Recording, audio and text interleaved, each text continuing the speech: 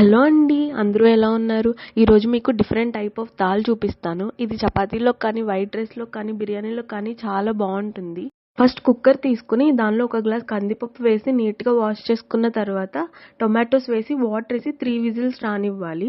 ఆ తర్వాత మిక్సీ జార్లో వెల్లుల్లిపాయలు, కరివేపాకు, పచ్చిమిర్చి వేసుకుని కచ్చాపచ్చాగా మిక్సీ పట్టేసుకుని పక్కన పెట్టుకోవాలి.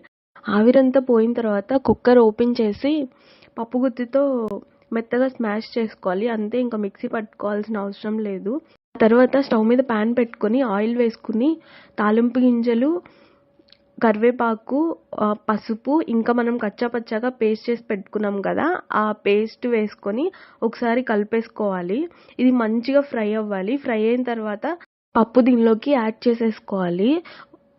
ఇంకా ఒక పెద్ద గ్లాస్తో 2 గ్లాసెస్ వాటర్ పోసుకోవాలి.